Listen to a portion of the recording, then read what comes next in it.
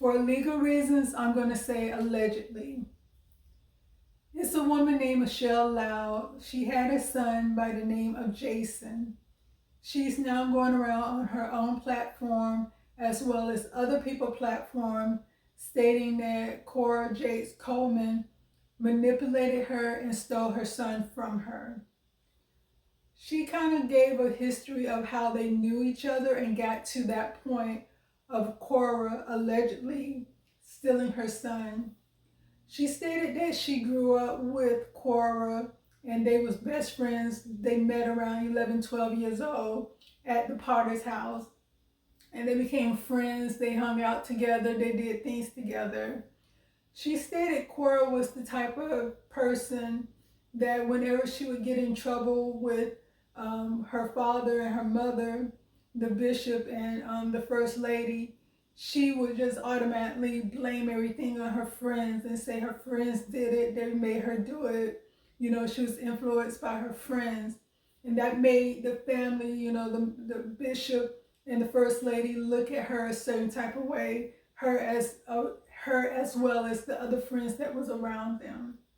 So she mentioned in another video about a particular incident that happened, and it got to the point that she no longer wanted to be friends with Cora.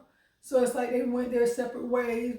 She said they would speak on social media, you know, as far as, hey, how you doing? I see you doing this, I see you doing that.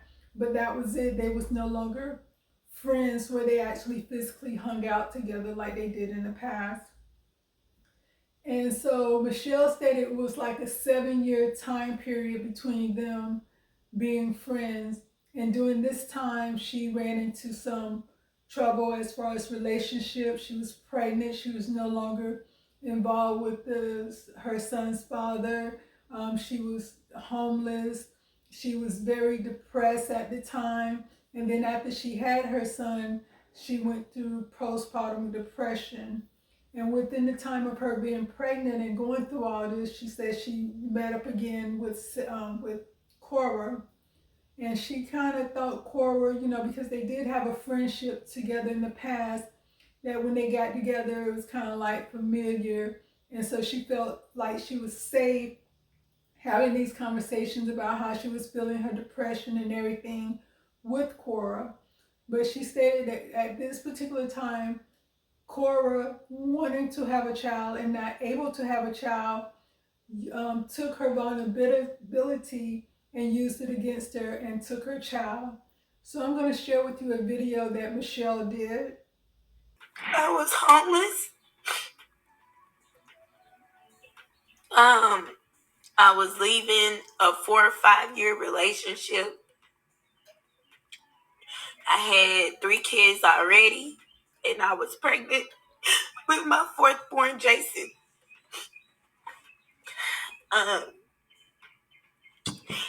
When we got reacquainted, she told me that she'll be there to help me.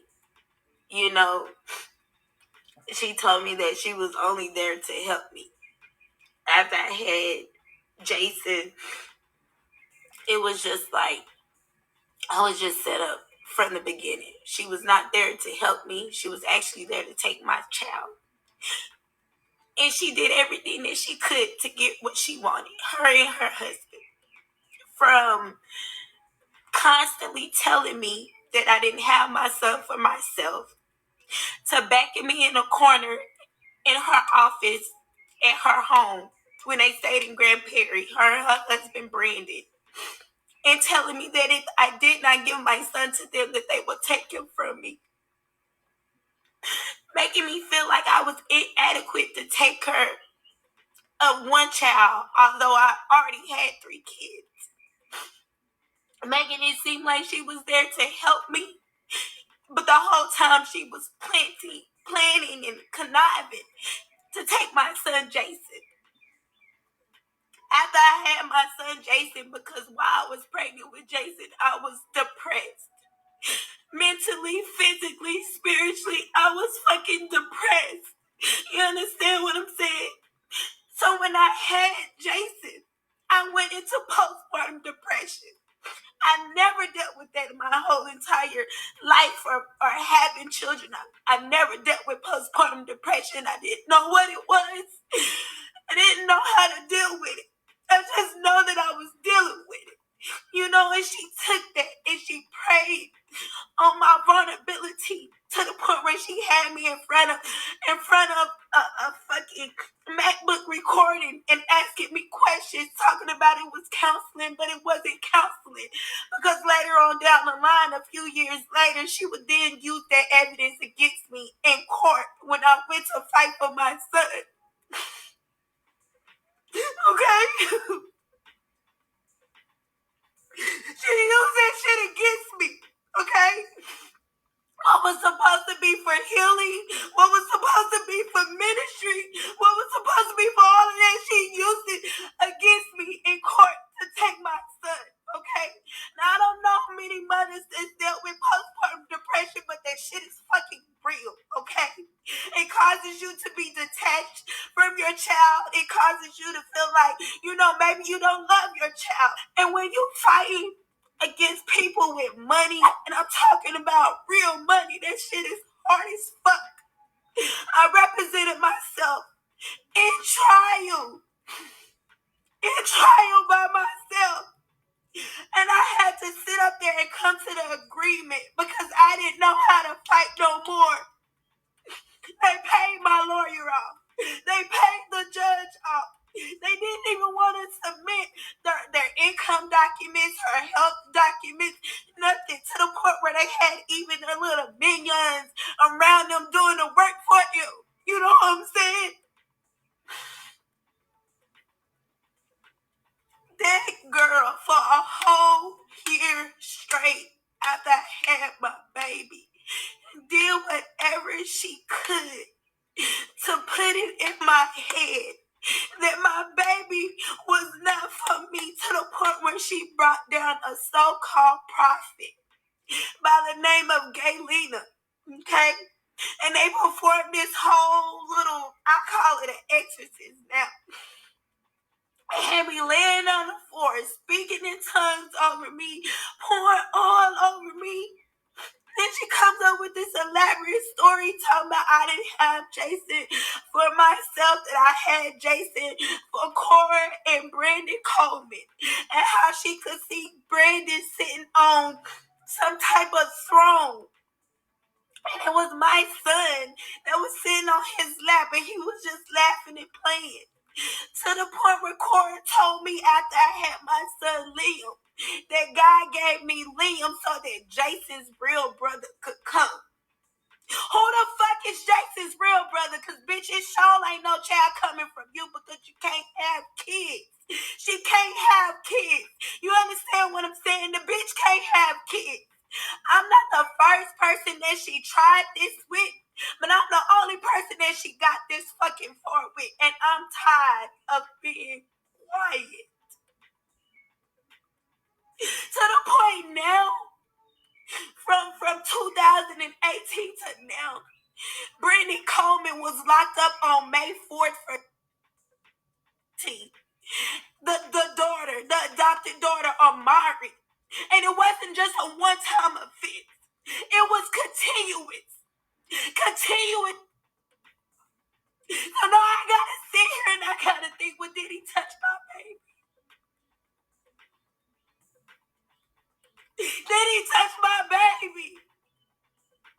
You understand what I'm saying? I haven't seen my child since 2018.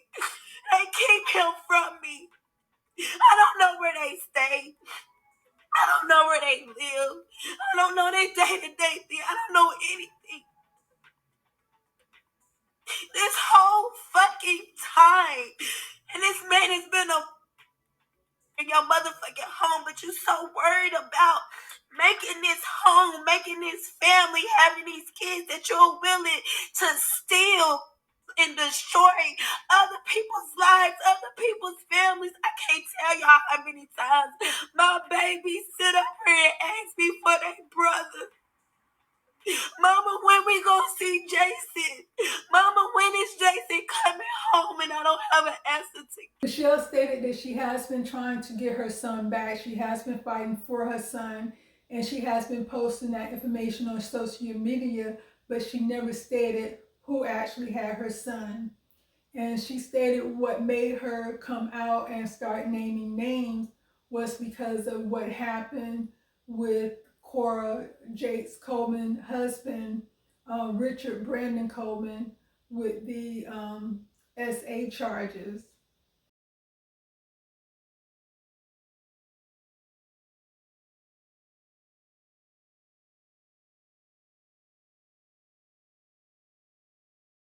So with those SA charges, she didn't know if he may have done anything to her son or not. So she wanted to at least put it out there that they had her son. She wanted her son back. She never really consented to giving him up for adoption. She thought that Cora was really a friend and trying to help her while she was going through the things that she was going through as far as depression, postpartum depression, and everything else. But she said the whole time Cora allegedly was just plotting against her to take her son. Cora also have an older daughter that she got through foster system, and now that she adopted her. And then she had another son. That son was taken away from her. And Michelle stated other kids, she did this to other people, and other people was able to get their kids back. And so with this situation, it's a lot going on. I'm kind of confused because I thought in order for adoption to be legal, and I don't really know the law, but I thought both parents, unless they gave the child up or abandoned the child, that both parents had to relinquish their rights in order for someone to legally adopt a child. So the mother said she was signing paperwork because she was under distress and she didn't understand what they was about. She thought it was because Cora was helping her and some of the things that she needed paperwork signed that kind of gave her the okay to maybe like take him certain places, take him to the doctor or whatever that she thought was going on at the time. But the father, I thought, also had to sign court paperwork, some type of paperwork saying that he's also giving up his rights in order for them to be able to legally adopt him and have him as their son. So like I said, I don't know the law, so I don't know how that worked. I don't know if the father actually signed anything or not. That's Texas. I know, I don't even know that law in Florida. And Texas, sometimes states, they have different laws. So that's something that kind of made me think that both parents had to give up the rights of the child in order for them to be adopted. Michelle also stated that the whole family, Sarah Jakes, her mother, Serita, the father, and everyone knows that Cora basically stole her child. And she's stating like even TD Jakes and the whole family do not agree with what Cora has done. She's stating that they're not telling her just give the woman her child back. They're just saying, oh, she's wrong, she's wrong, she's wrong. But they're still siding with her as far as her keeping the child. Michelle is also stating that, since she grew up with the family, she know a lot of the family's secrets. She know a lot of the things about the family because she, been there since she was 11. So she know all the behind the scene, things that have been taking place within the family itself.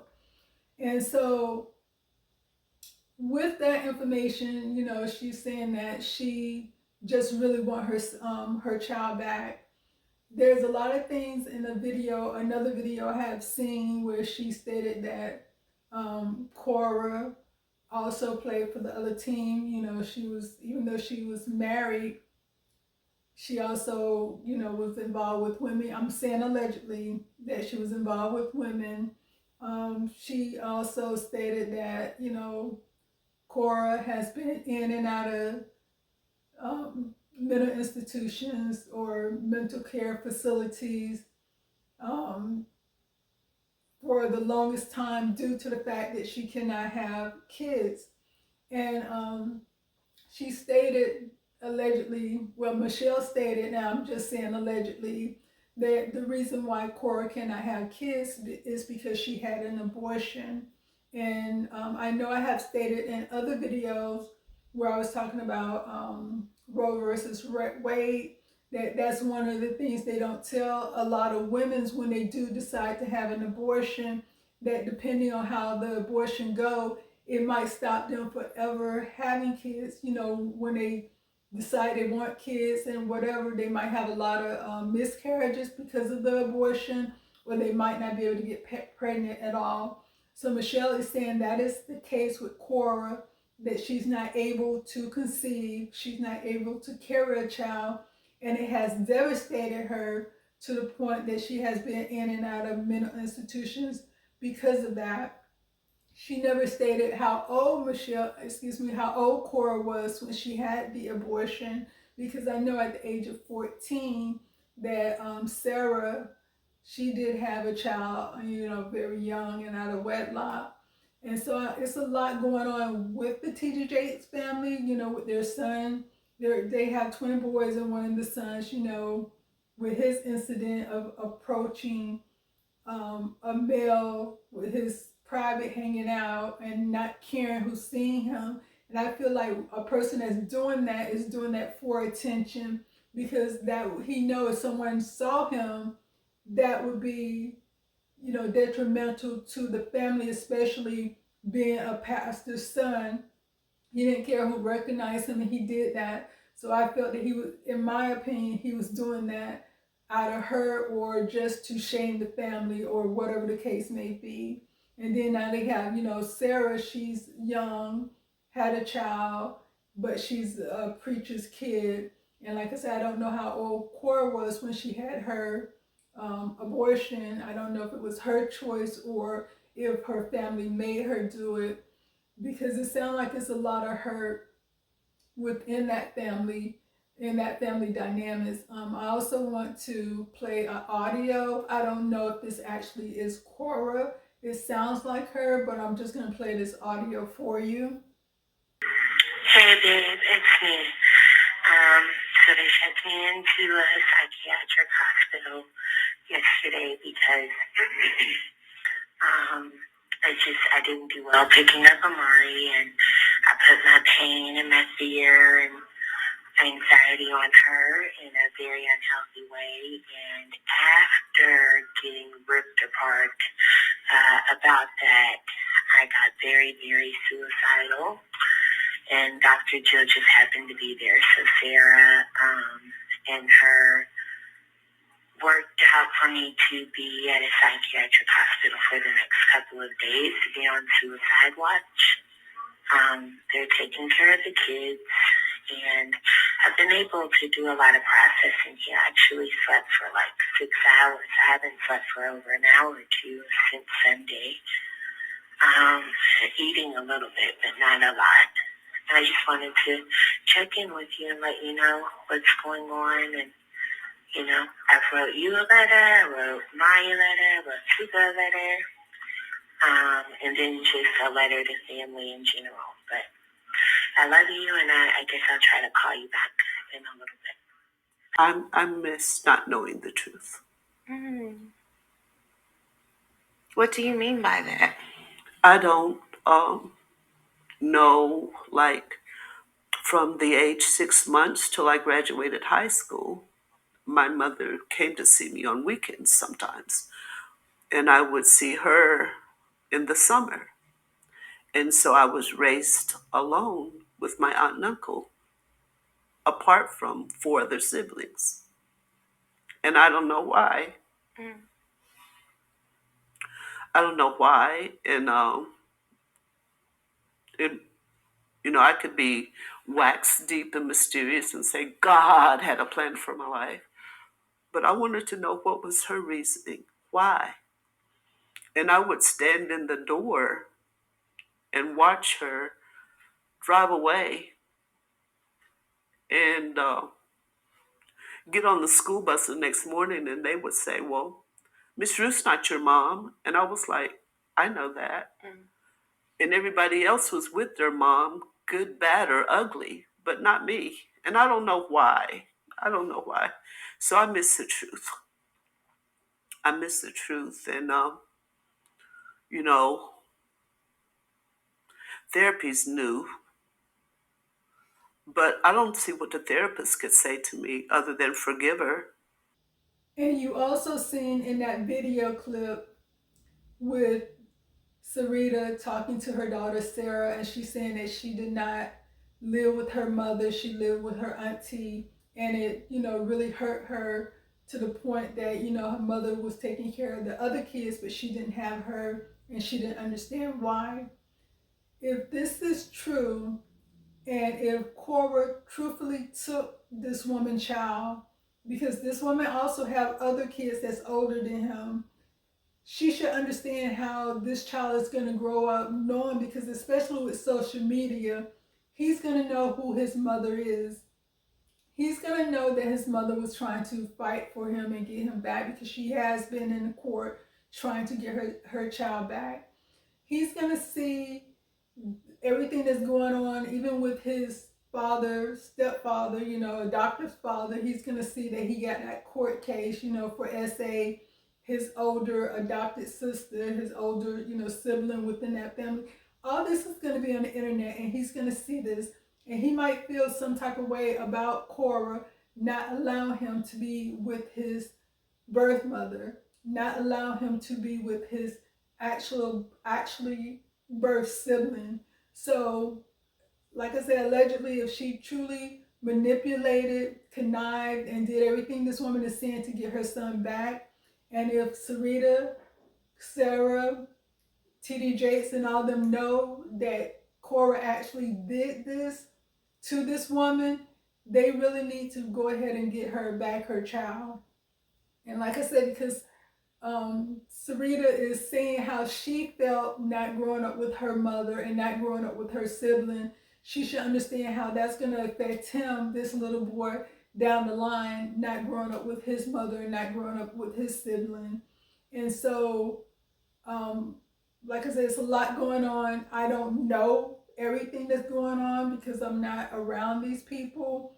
But if this is truly happening and they know what truly happened, they should do the right thing. Whoever should do the right thing. And like I always say, it's about the child itself. Um, because even in some people, they're saying, with some people, they're saying that he did not do anything to the little girl, that Cora is trying to set him up. And so I don't know why Cora would be trying to set her husband up. What would she benefit from saying that he is, he did this to this little girl? I don't know if it's, like I said, it's a lot going on with this story, and it's a lot of things to me that don't make sense. Because if she actually set him up, how was that going to benefit her to set him up? And if she's not legally, if she has the child, but the child is not legally hers, because the father did not sign off on it, and this woman want her child back, because if everything is finalized, she's not going to be able to get her child back. But if every I and T and everything wasn't done properly, then maybe there is a chance for her to get her child back. But that's something, I don't know. But I want to read some scripture to you. Matthew 7:15. Beware of false prophets who come to you in sheep's clothing, but inwards are ravenous wolves. So, like she stated, that Cora came to her when she was real vulnerable, when she was at her lowest, and she came to her and she thought she was coming to her to help her, but allegedly she put on that facade in order to take advantage of her and take her son. And then, like, you see what's going on with the family themselves, that with him around Diddy, with how they're just focused on money and things like that. It's like they're ravenous wolves, there's false false preachers, and they come to you as if everything is fine, but the only thing they want to do is take advantage of you and just separate, have all the riches and everything separated between the family and their friends and just forget about everyone else. The other scripture is Titus 1:7-9 ESV. For an overseer as God's steward must be above reproach. He must not be arrogant or quick-tempered or a drunkard or violent or greedy for gain, but hospitable,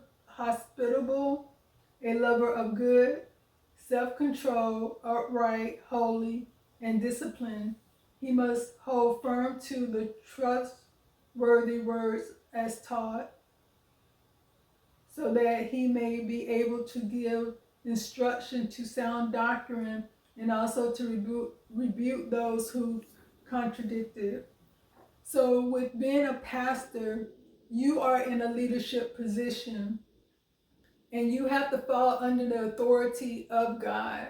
And so if you're not preaching sound doctrine, if you're not teaching people how they should behave, how they should do things, then at home, everything is going to fall apart. And it sounds like that's what happened at his home. Everything just kind of fell apart. Then also in the church, because if they're seeing the pastor acting a certain way, if they're seeing the pastor doing things a certain way, bishop, whoever, the church folks are going to feel like they could be able to do that as well. They can act the same way, that they're held to a different standard than everyone else, when in actuality they're not. If you're a follower of Christ, you're held in the same standard as everyone else that fall in line under Christ. If you're held to a different standard, then that means you're not falling in line with Christ. I'm assuming you are falling in line under Satan, because there's only two options. You're either going to do what God ordained you to do, or you're going to do what you want to do, which is being selfish and doing what Satan wants you to do. Then we have 1 Corinthians 9:19-23. For though I am free from all, I have made myself a servant to all, that I might win more of them. To the Jews I become as a Jew, in order to win Jews. To those under the law I become as one under the law, though not being myself under the law, that I might win those under the law. To those outside the law I become as one outside the law, not being outside the law of God, but under the law of Christ, that I might win those outside the law. To the weak I become weak, that I might win the weak. I have become all things to all people, that by all means I might save some. I do it all for the sake of the gospel, that I might share with them in, I do it all for the sake of the gospel, that I may share with them in its blessing. So like some people had stated that T.D. Jakes being with T.D. Jakes being with P. Diddy wasn't a big deal because he's his pastor. It becomes a big deal when you look more like the world than the world look like you. And they also had stated that, Jesus was around sinners and stuff like that. As a pastor, that's your job, to be around sinners. But you're not supposed to allow the sin to get into you. You're supposed to convict them of their sin. You're supposed to let them know that this is sin. You need to repent and you need to turn to God. When you think about Jesus and the people he was around, Jesus was always Jesus. When he got lost from his family and they went looking for him, they found him in the synagogue preaching. Jesus was always preaching. When he was with Mary and Martha, he was preaching. So in some form, fashion, Jesus was always teaching. He did not act like the world. He always tried to convert the world to become a follower of Christ and to fall in line with what God wanted. So if he's going to be around if T.D. Jakes is going to be around P. Diddy or any other famous person, they need to look more like him than him looking like them, because you're supposed to turn away from the world, not turn to it. You're supposed to be a lover of God and a hater of the world. You can't have it both ways. And so he is acting more like the world than he is being of God. And I know when he's with these people, he's not trying to convict them, and he's not rebuking them as far as them drinking. He's not rebuking them as far as the music they're listening to. He's not rebuking them as far as the things they're doing in order to turn them over to Christ. He's not doing that. John 12:42 through 43. Nevertheless, many even of the authorities believed in him, but for the fear of the Pharisees, they did not confess it, so that they would not be put out of the synagogue. For they love the glory that came from man more than the glory that came from God. So that's basically the same thing I stated earlier, that people love to get their accolades, they love to get praise, they love to be in those certain groups, they love the attention that the world gives them more than they love salvation that God is giving them, the salvation of having everlasting life, the fact that Jesus died on the cross for them to have that everlasting life. All they have to do is accept it and confess that Jesus is the Lord of their life. Many people want to, they understand the truth of that, but they don't want the world to hate them by speaking the truth, even though Jesus said that the world would hate you because the world hated me first. So you have to choose.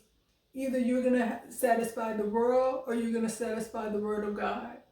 Like I said, it can't be both. It has to be one or the other. You have to draw that line and pick a side. You can't flip-flop or try to walk on that line. You're either going to be with God or you're going to be against God. It's one or the other.